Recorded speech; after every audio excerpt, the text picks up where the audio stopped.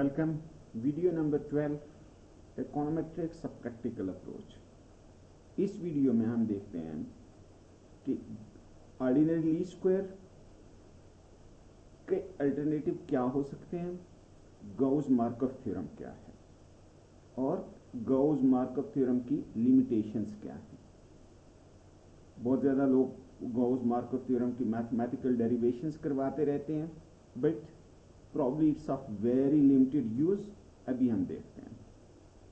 तो हमने OLS के बारे में बहुत बात कर ली कि OLS एस्टिमेटर्स अनबाइस्ड होते हैं. मींस कि अगर रिपीटेड सैंपल्स लें तो जो आपके पास एवरेज ऑफ योर एस्टिमेटर वो एवरेज एस्टिमेट्स होंगे that will be equal to population parameter. अब इसकी कितनी यूटिलिटी होती है, कितनी नहीं होती, क्योंकि repeated sample in real life नहीं होते. देन हमने बात की कंसिस्टेंट होते हैं कि जी अगर आपके पास जो है वो सैंपल साइज इंक्रीज करेंगे तो एस्टिमेटर का जो वेरिएंस है वो पॉपुलेशन वेरिएंस की तरफ अप्रोच करेगा. हेट्रोस्कोलास्टिक रोबस्ट स्टैंडर्ड एरर्स हमने बात की थी, और अगर ये कंडीशन सेटिस्फाई हों तो हमारी स्टैंडर्ड स्टैटिस्टिकल इन्फ्रेंस जो है वो वैलिड होती है. तो हम OLS पढ़ते रहेंगे क्योंकि ये जो है बहुत ज़्यादा पढ़ाई जाती है, बहुत ज़्यादा पढ़ी जाती है, और सारे के सारे लोगों को OLS की लैंग्वेज समझ आती है. बट हमें इसके साथ इसकी थोड़ी सी लिमिटेशंस जो हैं वो पता भी होनी चाहिए. तो आप देखें, देन हमें ये सोचना है कि क्या OLS हमेशा ही एक अच्छी चॉइस है, जहाँ पे पर्टिकुलरली मैं अभी बात करूंगा जहाँ आउटलायर्स आ जाएं, और इसके अलावा क्या एजम्पशंस हैं जो हमें स्टैटिस्टिकल इन्फ्रेंस के लिए उन रिजल्ट्स के लिए चाहिए जो OLS पे बेस्ड होते हैं. तो इस वक्त हम 3 एजम्पशंस OLS की थी. First, second and third time and again I have discussed. Fourth assumption ये है कि एरर्स जो है वो होमोस्कोलास्टिक है, और फिफ्थ एजम्पशन ये है कि आपके एरर्स जो है वो नॉर्मली डिस्ट्रीब्यूटेड है. नो, आप देखें तो अगर ये एजम्पशन सेटिस्फाई नहीं होंगी तो इट मींस कि आपके रिजल्ट्स जो है उनकी वैलिडिटी एक इश्यू बनेगा. अब अगर अब यहां पे आएगा कि जी OLS एस्टिमेटर्स एफिशिएंट होते हैं. जब एफिशिएंसी की बात हो रही है मींस कि OLS एस्टिमेटर्स का वेरिएंस सबसे कम होता है among the class of all unbiased estimators. तो देखिए यहां 3-4 एजम्पशंस आप ले रहे हैं कि अगर तीनों OLS एजम्पशन सेटिस्फाई हों, एरर्स होमोस्कोलास्टिक हों, एस्टिमेट और जो है फंक्शन लीनियर हो, तो आपके पास जो OLS एस्टिमेटर का वेरिएंस होगा वो सबसे कम होगा.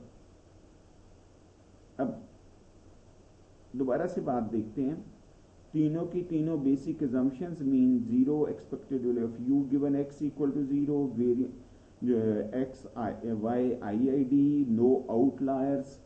Beside that errors are होमोस्कोलास्टिक.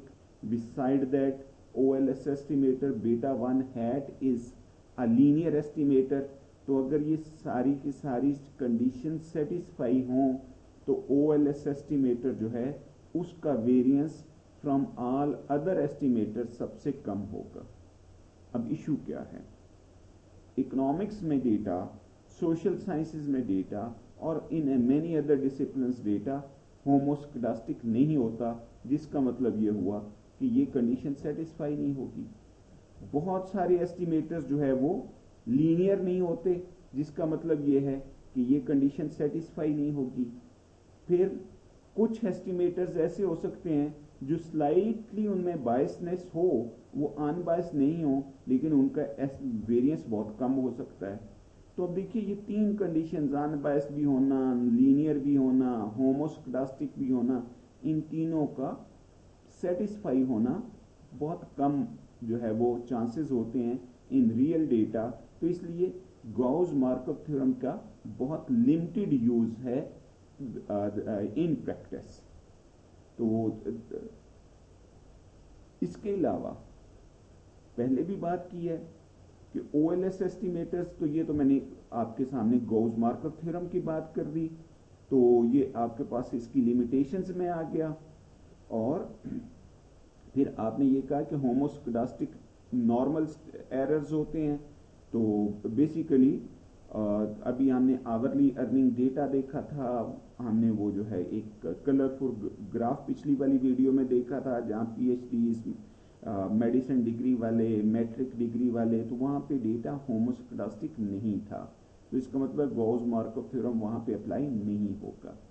Now we come to a very important point जो बहुत कम डिस्कस किया जाता है, एंड दैट इज कि हमने ये बात की, इससे अगले वाली वीडियो में मैं ये वर्कशॉप कंडक्ट करने जा रहा हूँ जो आज तक हमने काम किया है कि OLS is very sensitive to outliers. इस पे एक वीडियो अवेलेबल है, but I will do it again कि OLS is very sensitive to outliers. एक आउटलायर आ जाए तो OLS के रिजल्ट्स वैलिड नहीं होते, स्टैंडर्ड नॉर्मल डिस्ट्रीब्यूशन होल्ड नहीं करती, तो जब वो नहीं होल्ड करती तो ऊपर वाली 5 assumptions में हमें मसला आ जाएगा, गॉस मार्कअप थ्योरम में मसला आ जाएगा।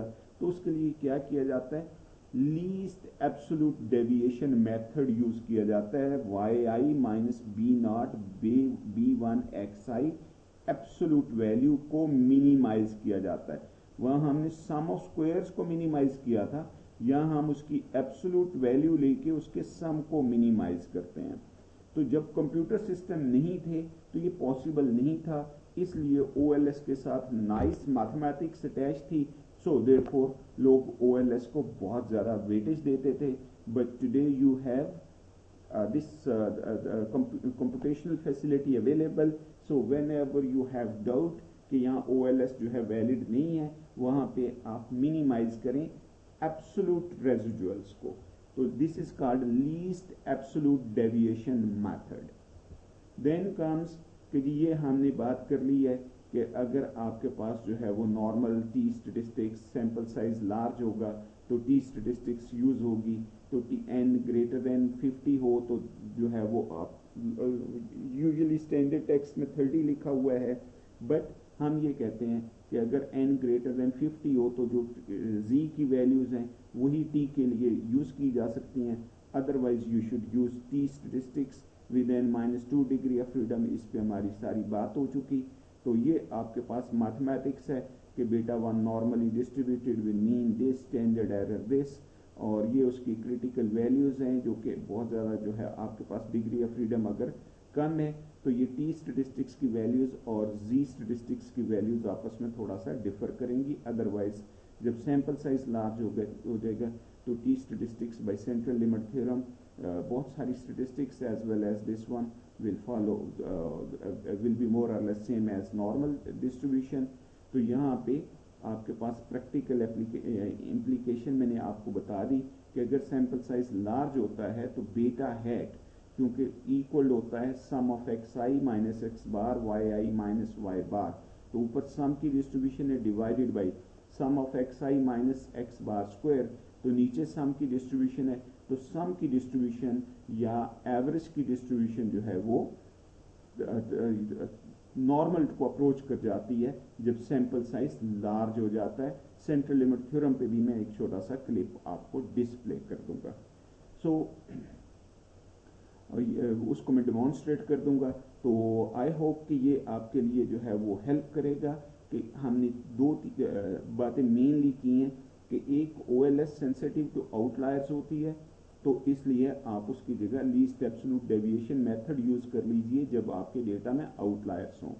सेकंड हमने बात की कि गॉस मार्कअप थ्योरम होता क्या है कि अगर आपके पास estimator among the class of all unbiased linear homoscedastic estimators में से OLS एस्टिमेटर का वेरिएंस सबसे कम होता है, तो हम ये कह रहे हैं कि ये बहुत स्ट्रॉन्ग कंडीशंस हैं जो यूजुअली होल्ड नहीं होती, तो इसलिए आपके पास गॉस मार्कअप थ्योरम की बहुत लिमिटेड एप्लीकेशन है। तीसरी बात हमने ये की है कि अगर आपके पास सैंपल साइज लार्ज होगा तो टेस्ट जो एस्टिमेटर की डिस्ट्रीब्यूशन है वो बेस्ड ऑन सम्स होती है, एवरेज होती है, तो इसलिए वो सेंट्रल लिमिट थ्योरम को अप्रोच कर जाएगी इवन अगर यू आपके पास नॉर्मली डिस्ट्रीब्यूटेड ना हुआ।